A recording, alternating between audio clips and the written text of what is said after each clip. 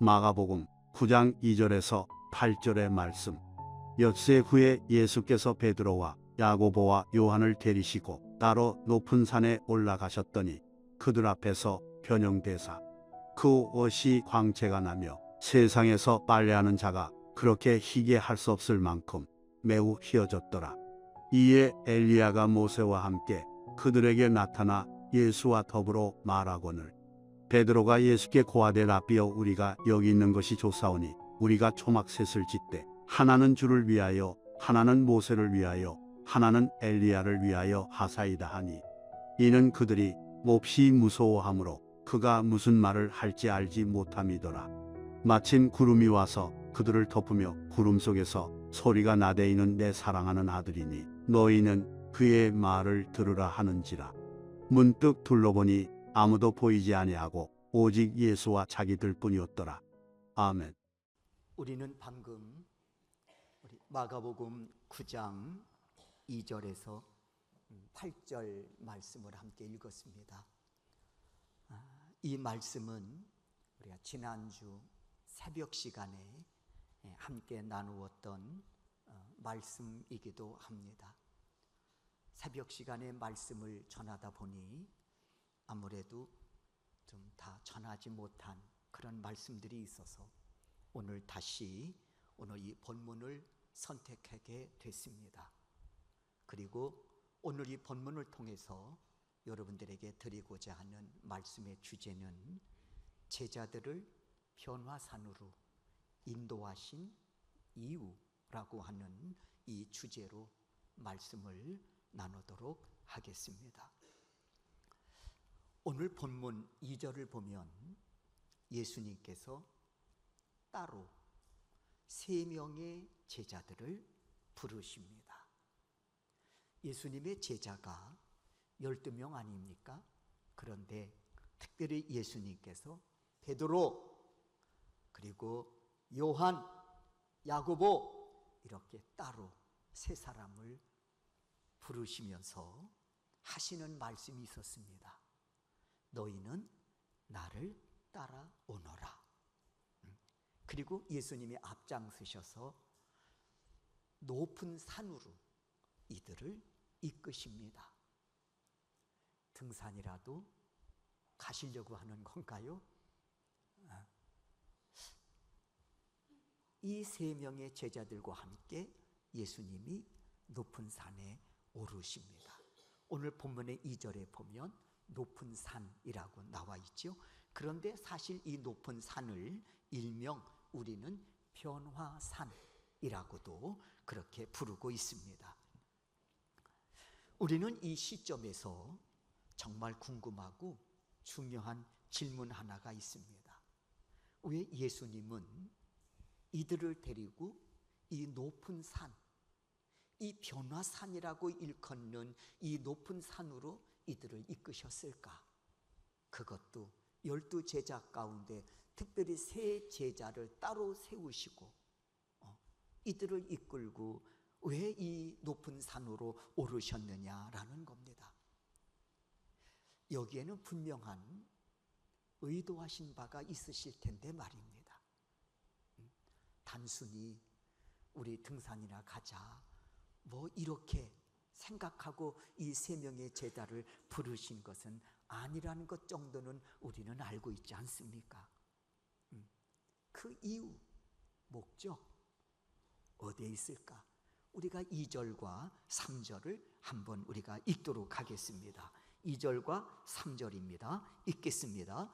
엿새 후에 예수께서 베드로와 야고보와 요한을 데리시고 따로 높은 산에 올라가셨더니 그들 앞에서 변형되사 그 옷이 광채가 나며 세상에서 빨래하는 자가 그렇게 희게 할 수 없을 만큼 매우 희어졌더라 그랬습니다. 오늘 이 2절과 3절의 말씀을 보면 왜 예수님께서 이 3명의 제자들을 이 높은 산으로 인도하셨는지 우리가 알 수 있겠습니다. 내용으로 보면 그것은 예수님께서 이 3명의 제자들에게 자신의 변형된 모습을 보여주시기 위함입니다. 그리고 이어서 옷에서 광채가 나고 세상에서는 지금까지 볼 수 없었던 희고 깨끗한 옷을 보여주시려고 이 세 명의 제자들을 이 높은 산까지 이끌고 올라오신 것을 알 수 있습니다. 그렇다면 이 사실을 통해서 예수님이 정말 이 세 명의 제자들에게 말씀하시고자 하시는 의도가 있을 거 아니에요. 그냥 단순히 나 이렇게 변형될 수 있다, 이거 보여주시려고 이끄신 건 아니잖아요. 그리고 단순히 희고 깨끗한 옷을 보여주려고 이 높은 산으로 이 제자들을 이끄신 건 아니잖아요. 이를 통해서 주시고자 하시는 중요한 의미가 있으니 이들을 이끄시고 이들 앞에서 이렇게 변형된 모습을 보여주시지 않았겠느냐라고 하는 겁니다. 때문에 오늘은 그 변형된 예수님의 자신의 모습을 보여주신 그 영적인 의미 한번 살펴보려고 합니다. 소원하기는 이에 관해 말씀을 나눌 때 본문이 주는 이 영적인 의미를 깨달을 뿐만 아니라 그 깨달음 속에 예비해 놓으신 은혜까지 듬뿍 받는 귀한 시간 되시기를 주의 이름으로 축원합니다.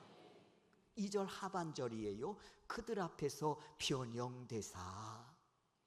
그들 앞에서 변형되사. 이 말씀은 같은 사건으로 사실 마태복음 17장에도 기록되어져 있습니다.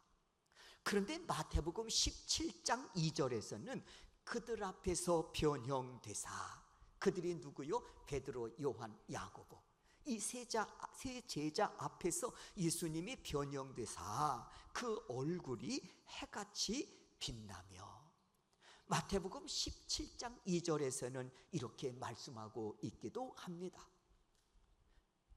왜 문제는 그리하셨을까? 유독 베드로와 요한과 야고보에게 보여주신 이유가 뭘까? 12 제자 앞에서 행하셨으면 더 좋지 않았을까 하는 생각도 해보게 되는데 말이에요. 유독 이 세 제자 앞에서 이유는 분명합니다. 이유는 분명해요. 이 세 사람이 가장 먼저 변화가 필요한 제자들이었기 때문입니다. 그러면 다른 제자들은요? 물론 다른 제자들도 변화가 필요한 것은 마찬가지예요. 그럼에도 이 세 제자를 따로 불러 높은 산, 변화산으로 인도하신 이유는 이들이 가장 먼저 변화를 받아야 될 사람들이기 때문이었다는 겁니다. 잘나서가 아니고 가장 먼저 변화되어야 될 사람들이기 때문입니다.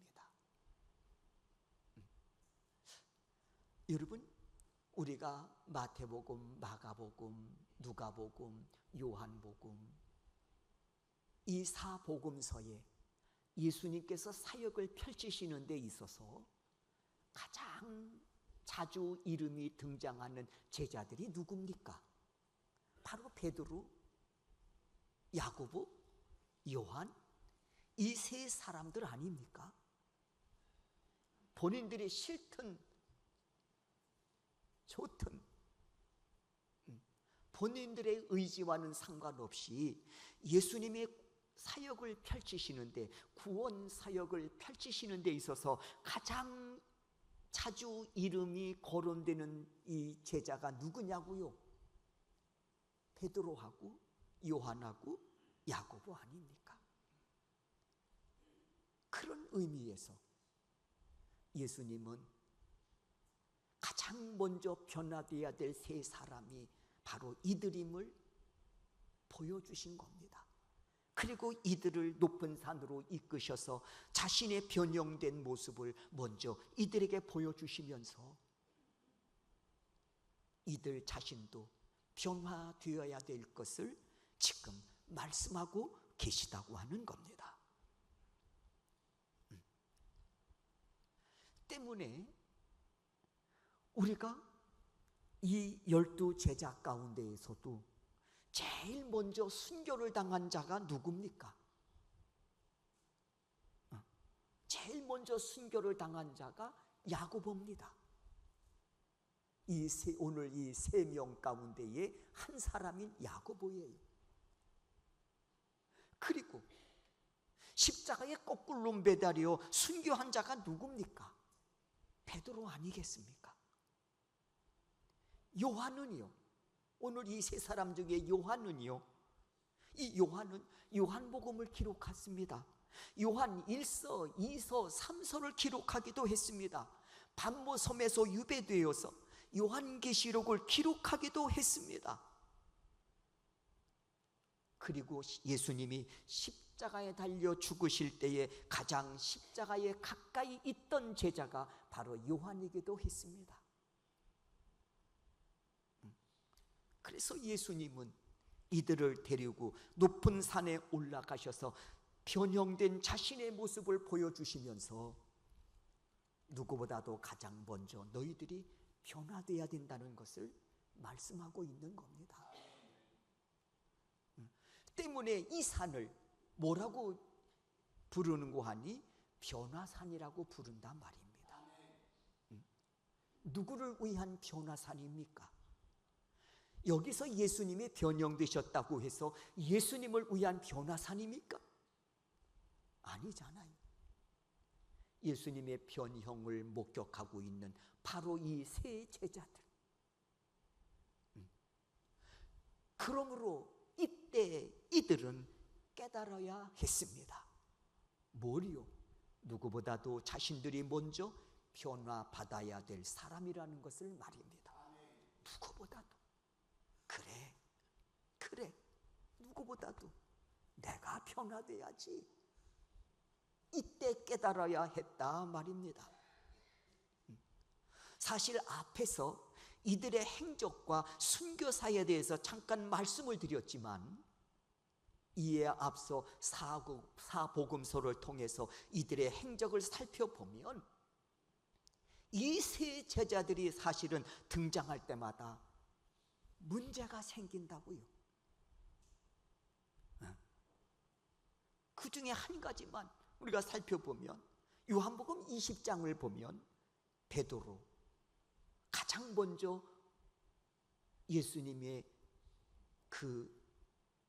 무덤까지 달려가서 빈 무덤을 확인하고 부활하심을 알았던 사람입니다.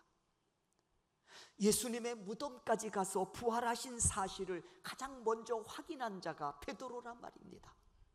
그리고 부활하신 예수님께서 안식 후 첫째 날 직접 제자들을 찾아와서 만나 주시기까지 했습니다. 그 자리에 베드로 있었습니다. 무덤 가서 확인도 하고 부활하신 예수님을 만나기도 하고. 그런데 베드로의 태도를 보십시오. 그런데 베드로의 태도를 보시라고. 부활하신 예수를 만나고자 고작 한다는 지식, 나는 갈릴리 바다에 가서 고기나 잡으련다 하면서 제자들을 선동하여 이들을 이끌고 갈릴리 바다로 고기를 잡으러 갑니다. 한참 정치권에서 유행했던 말, 이게 뭡니까? 제자가. 안 그렇습니까? 이게 뭐냐고요? 요한복음 21장 3절에 보면 시몬 베드로가 부활의 무덤을 확인하고 부활하신 예수님을 만났던 그 시몬 베드로가 고작 한다는 말이, 나는 물고기 잡으러 가겠노라 하니 그들이 우리도 가겠다 하고 나서서 배에 올랐으나 그날 밤에 아무것도 잡지 못하더니, 그러니까 예수님께서 또 거기까지 찾아가셔서 베드로에게 물으시잖아요. 너 나 사랑하니? 사랑하니? 사랑하니? 3번 거듭해서 말입니다.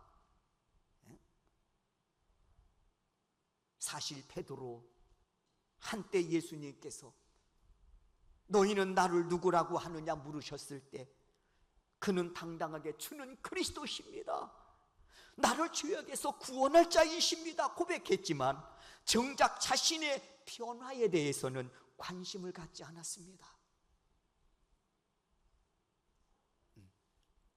대체적으로 남을 탓하는 사람의 공통분모 있습니다. 자신의 변화에 대해서는 인색해요.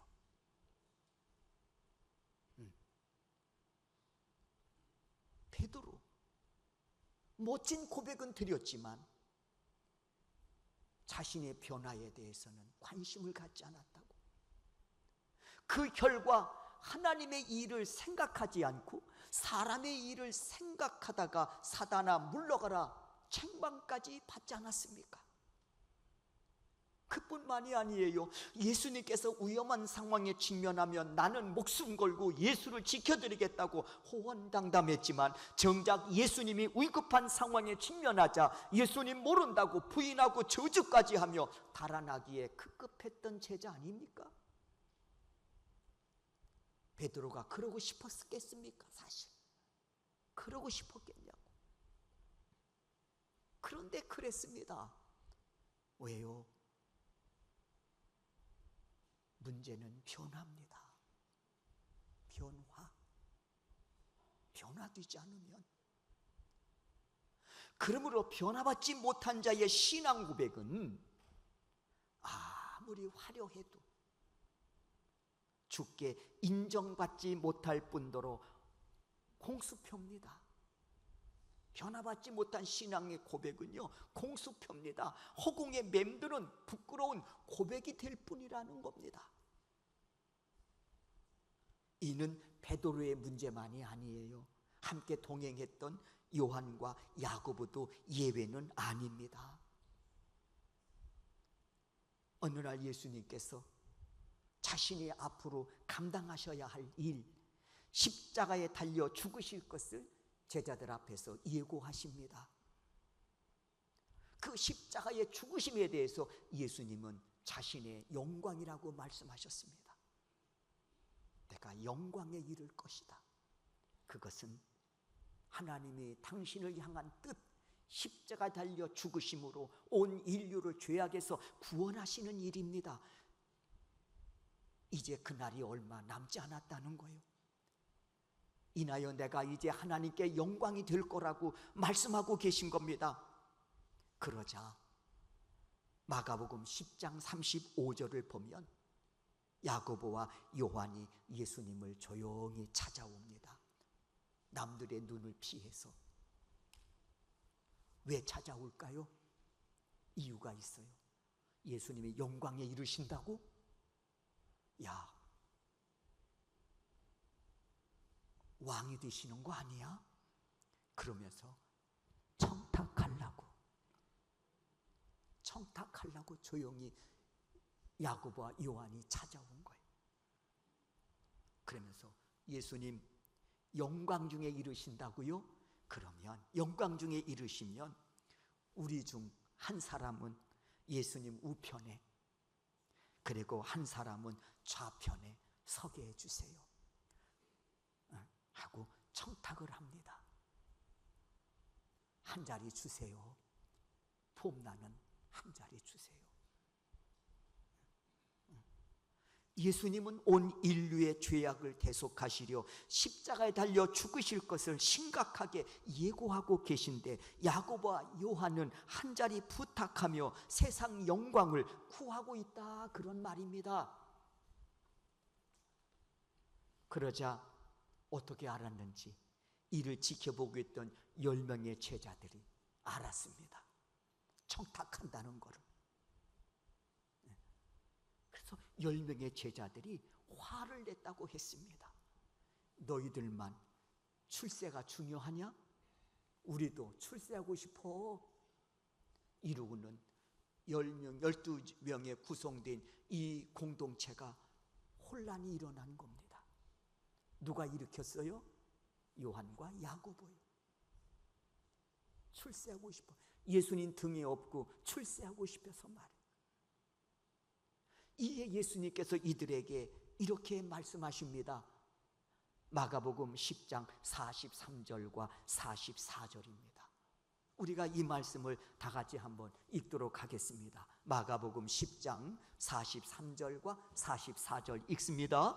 너희 중에는 그렇지 않을지니 너희 중에 누구든지 크고자 하는 자는 너희를 섬기는 자가 되고 너희 중에 누구든지 으뜸이 되고자 하는 자는 모든 사람의 종이 되어야 하리라. 그러면서 예수님께서 이들에게 이와 같이 마지막 아주 중요한 말씀을 주십니다. 마가복음 10장 45절입니다. 읽겠습니다. 인자가 온 것은 섬김을 받으려 함이 아니라 도리어 섬기려 하고 자기 목숨을 많은 사람의 대속물로 주려 함이니라. 십자가의 죽으심을 말씀한 거죠. 그래요.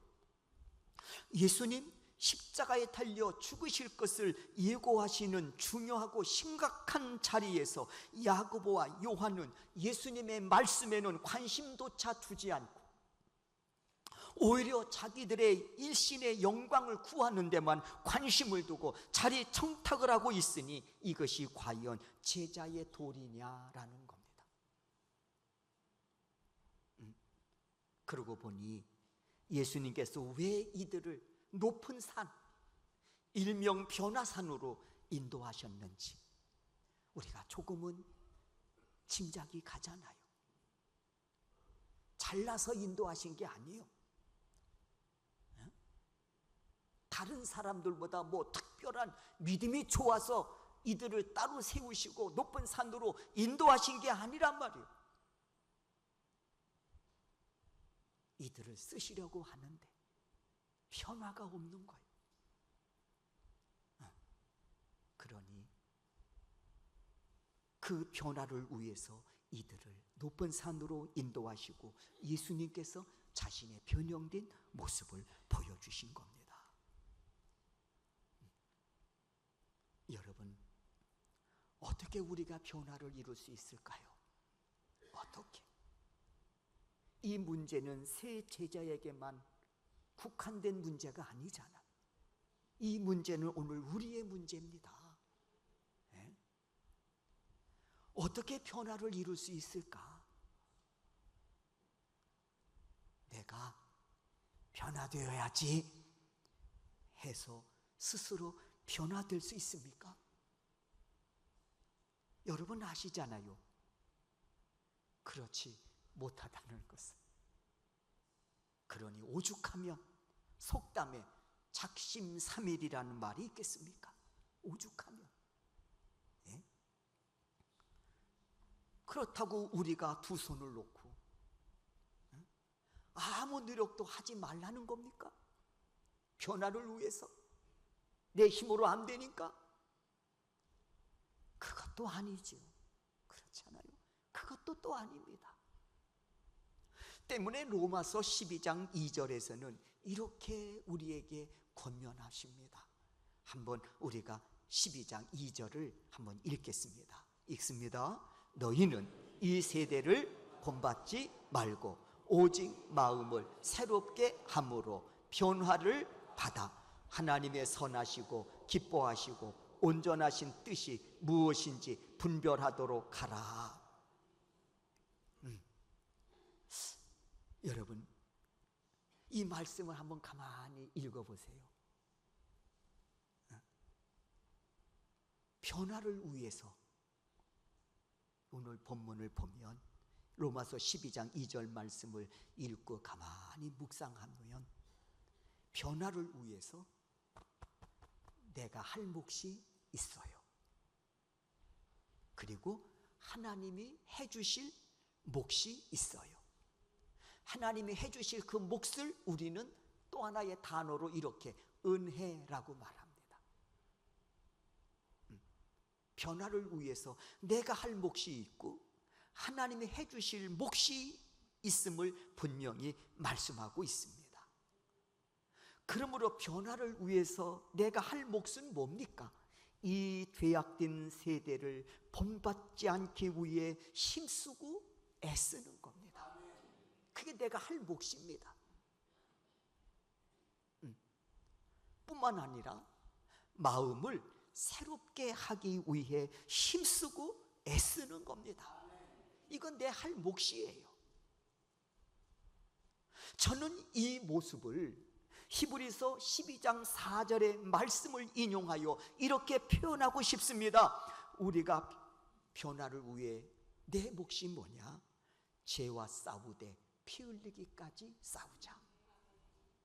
죄와 싸우되 피 흘리기까지 싸우자. 그럴 때 하나님께서 변화의 은혜를 주신다는 겁니다.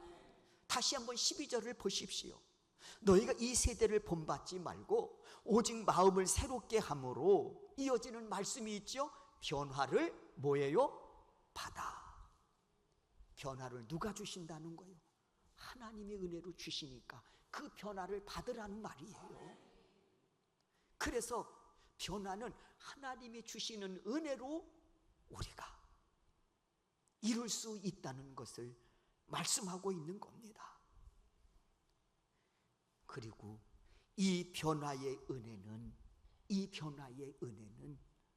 성령의 역사를 통해서입니다. 이 변화의 은혜는 성령의 역사. 사모하고 간구하는 자들에게 주시마 약속하신 성령의 역사를 통해서 우리가 변화받을 수 있다는 겁니다.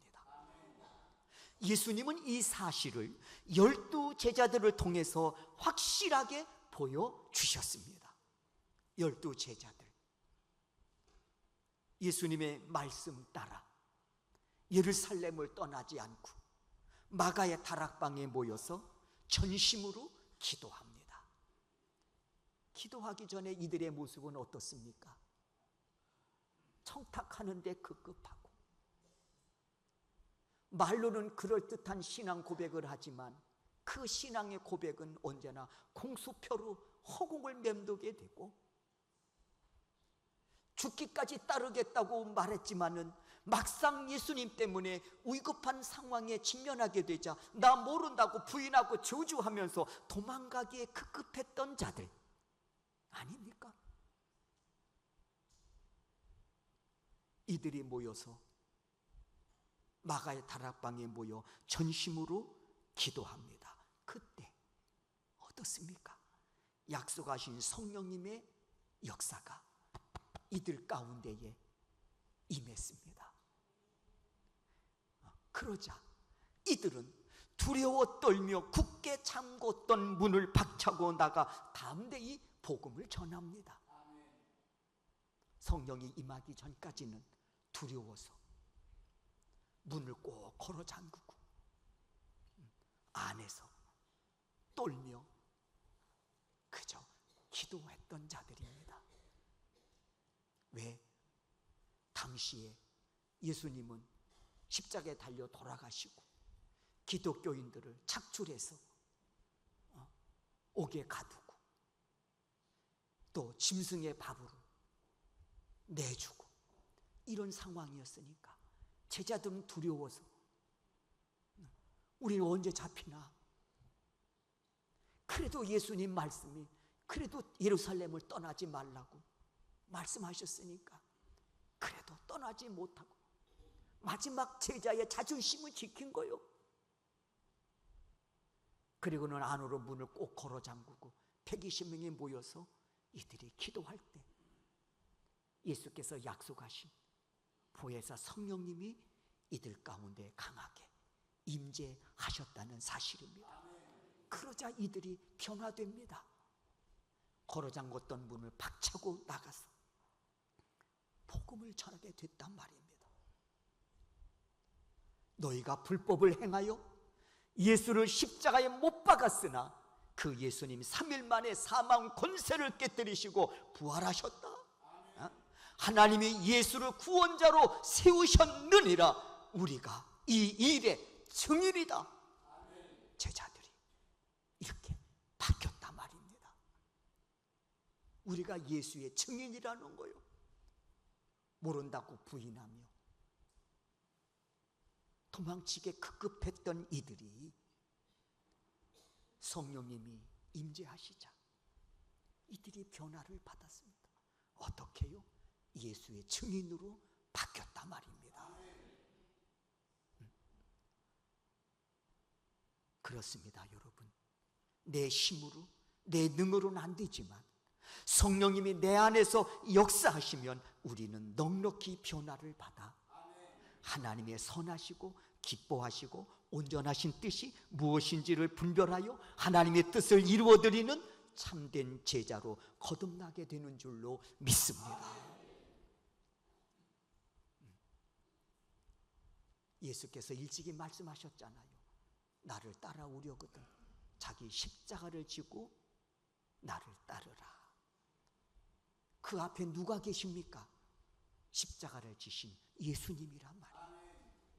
온 인류를 죄악에서 구원하시기 위해 지신 그 십자가, 그거 보고 너희도 너희들이 감당해야 될 십자가를 짊어지고 나를 따르라고 말씀한 거예요. 누가 이 길을 따를 수 있습니까? 멋진 신앙의 고백이요? 물론 그것도 필요합니다. 그러나 그 멋진 신앙의 고백이 완성되려면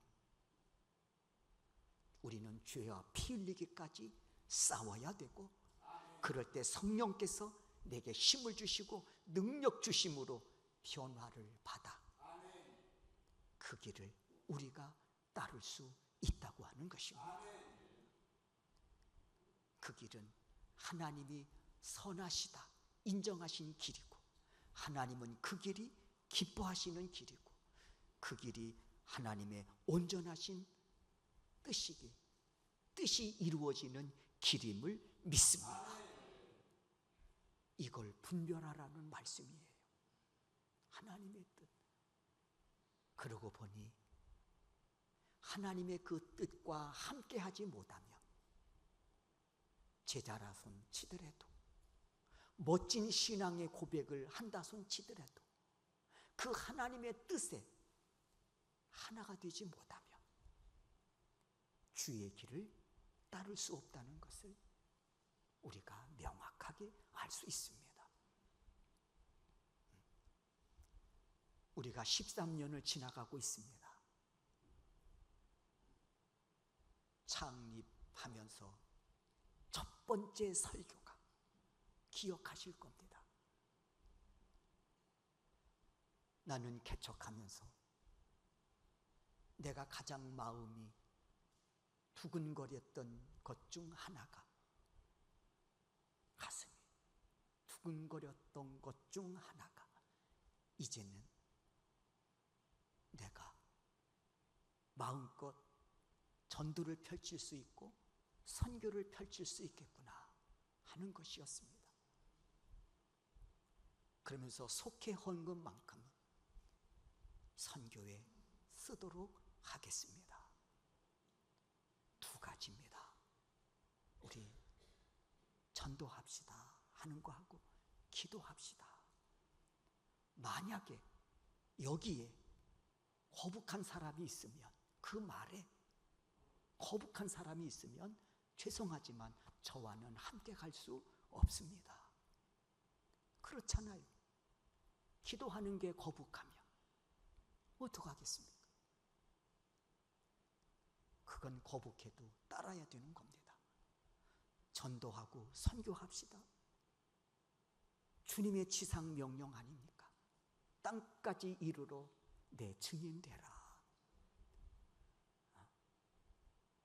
그 예수님이 그 일을 이루시려고 십자가 달려 돌아가신 거 아닙니까? 구원의 역사입니다. 그리고 그 역사를 우리로 하여금 증인되어 증거해달라고 예수님이 마지막 구원받은 거룩한 백성들을 향해 주신 사명 아닙니까? 그게 교회의 사명이고 그게 성도의 사명입니다. 그거는 선택이 아닙니다, 여러분. 선택이 아니에요. 예수 믿으면서 기도를 선택해서 하십니까? 예수 믿으면서 기도를, 전도와 선교를 선택해서 하십니까? 그건 잘못된 겁니다. 여기에 함께 하지 못하면 저와 함께 가기 어렵습니다. 말씀드렸습니다. 오늘 제자들 마가의 다락방에서 변화받기 전에는 멋진 신앙의 고백은 드렸지만 결국 끝에 가서 어떻습니까? 다 버리고 도망가지 않습니까? 그리고 그간 변화받지 못한 행적들을 보십시오. 십자가에 달려 돌아가신다고 하는 심각한 그 하나님의 그 거룩하신 뜻을 이루기 위해 예고하시는데 고작 한다는 소리가 영광에 이르시면 저 한 자리 부탁합니다. 아니요. 변화받지 못한 자의 모습입니다. 그러나 마가의 다락방에서 예수님 말씀에 순종하여 그 고난의 자리 예루살렘을 떠나지 않고 120명이 모여 전심으로 기도할 때 예수께서 약속하신 보혜사 성령님을 부어주심으로써 이들은 변화됐습니다. 그리고 문을 박차고 나가 예수의 증인됩니다. 그리고 이들이 마지막 어떻습니까? 최초의 순교자가 누굽니까? 3명의 제자 가운데 야고보입니다. 칼에 맞아 죽습니다. 그게 십자가를 지고 주님을 따르는 길 아닙니까? 증인되려고 예수가 구원자이십니다. 증인되려고 죽은 거 아니에요? 베드로는 거꾸로 매달려 죽고, 어떤 제자는 톱으로 몸을 찢겨서 죽고, 어떤 제자는 사나운 짐승에게 먹잇감이 돼서 죽고, 어떤 제자는 화형을 당하고, 그러면서도 증인되기를 포기하지 않았습니다. 그게 변화된 성도의 모습임을 믿습니다. 신앙의 고백도 중요하지만 그 고백의 결실은 성령님이 도와주셔야 변화받아 주님의 가신 그 길을 제자되어 따르게 되는 줄로 믿습니다. 여러분이 앉아있는 이곳이 높은 산이 되시기를 바랍니다. 앉아 계신 그 자리가 나를 변화시키는 변화산이 되실 수 있기를 주의 이름으로 축원합니다. 그래서 죄와 싸우되 피 흘리기까지 싸우며 성령님이 공급하시는 그 능력으로 여러분의 인생의 여정 속에서 하나님께서 예수 그리스도를 이 땅에 보내주신 그 사건을 전하고 그 예수가 우리의 구원자이심을 증거하는 증인된 삶을 살아가시는 우리 소명교회 성도 여러분들이 되실 수 있기를 주의 이름으로 축원합니다.